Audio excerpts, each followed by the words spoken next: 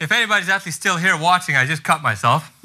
And a Shakespeare quote, I guess I got to do that one. So let me try and figure out a good one to do. Well, okay, here's a good one. This is from Hamlet. And it's Hamlet's dad talking. Hamlet's dad talking to Hamlet. And he's the ghost, basically. So that's it. He's the ghost. And he's just, I'm bleeding. He's a ghost. And he's trying to convince Hamlet to go on this pursuit of exposing his uncle. And he says, Hamlet says, you're my father, or something like that, paraphrasing. And the ghost says, yes, I, that incestuous, that adulterous beast, with witchcraft of his wit and traitorous gifts. Oh, wicked wit and gifts that have the power so to seduce one to his shameful lust, the will of my most virtuous queen. I, Hamlet, what a falling off was there for me, whose love was of that dignity that it went hand in hand even with the vow that I made to her in marriage, and to decline upon a wretch whose natural gifts were poor to that of mine. But virtue, as it cannot be moved, so lewdness caught it in the shape of heaven.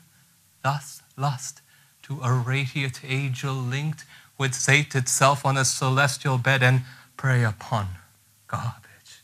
But softly, methinks I scent the morning air. Brief, let me be, sleeping within mine orchard, my custom always in the afternoon. Upon my secure hour thy uncle stole, with juice of cursed Hebanon in a vial, and within the porches of mine ears did pour this leprous distilment, whose effects hold such an enmity with the blood of man that swift as quicksilver it courses through the natural gates and alleys of the body, and with a sudden vigor it doth pass it, and curd like eager dropping into milk the thin and wholesome blood, as did it mine. A most instant tetter barked about, most lazar-like with vile and loathsome cross, and thus was I, sleeping by a brother's hand of life, crown and queen, at once dispatched, even in the blossoms of my sin, unhouseled, unalloyed, and disappointed, no reckoning made, but sent on mine own account, with all my imperfections on my head. O horrible, most horrible, if thou hast nature in thee, bear it not.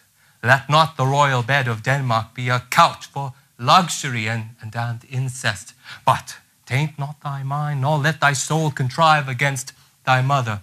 Leave her to heaven, and to those thorns that in her bosom lodge, to prick and sting her.